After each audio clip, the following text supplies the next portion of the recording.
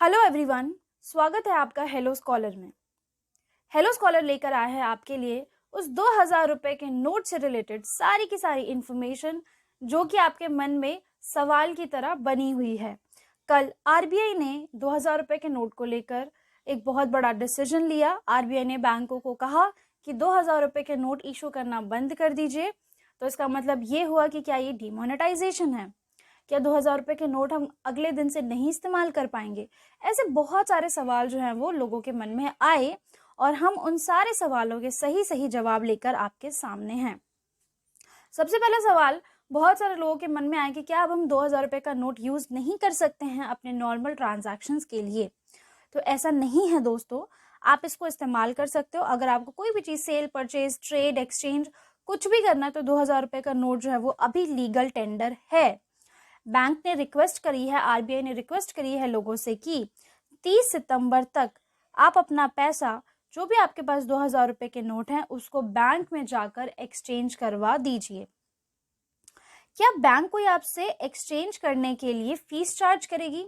ऐसा बिल्कुल भी नहीं है। बैंक जो ये एक्सचेंज है वो आपको फ्री ऑफ कॉस्ट प्रोवाइड करेगा, आपसे कोई भी फीस चार्ज नहीं करेगा।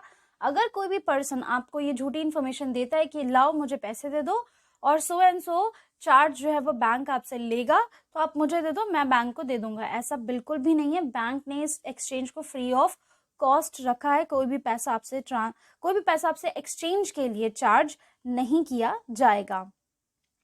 क्या कोई लिमिट है एक्सचेंज पर?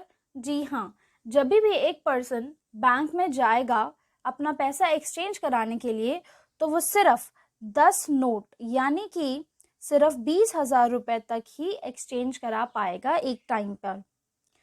क्या 2000 रुपए का जो नोट है आप बिजनेस कोरेस्पोंडेंट्स के द्वारा भी एक्सचेंज कर सकते हैं? जी हाँ, गांव में, दूर दराज के इलाकों में जहां पर बैंक ब्रांचेस नहीं ओपन होती हैं वहां पर बीसीज जाते हैं और एक तरीके का जो बैंक है उसके सारे फंक्शंस वो करते हैं, जैसे अकाउंट ओपन करना, कैश डिपॉजिट की फैसिलिटी प्रोवाइड करना, कैश विड्रॉल की फैसिलिटी प्रोवाइड करना। तो आप उनको भी पैसा दे सकते हो और वो आपका जो नोट है वो एक्सचेंज करके आपको कोई और नोट दे देंगे। हो सकता है 50 का दे, हो सकता है 100 रुपए का दे, या हो सकता है 500 का दे। एज पर द अवेलेबिलिटी वो आपका जो पैसा है वो एक्सचेंज कर देंगे। बट उसमें एक लिमिट है कि बिजनेस कॉरेस्पॉन्डेंट्स हैं उनसे आप सिर्फ 4000 रुपए तक ही एक्सचेंज कर सकते हो।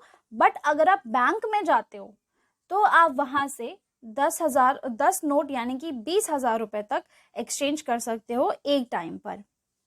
अगला सवाल लोगों के मन में आता है कि क्या है वो डेट जब तक हम अपना पैसा एक्सचेंज कर सकते हैं?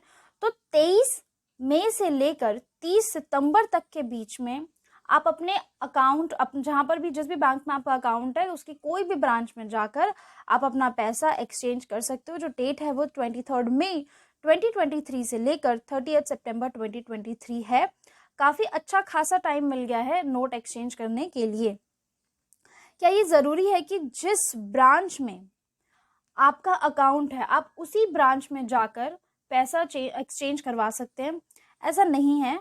आपका account suppose bank of Baroda में है तो आप कहीं भी किसी भी ब्रांच में जाइए बैंक ऑफ बड़ौदा की और बोलिए कि मुझे ये अपने 2000 रुपए के जो नोट हैं वो एक्सचेंज करने हैं।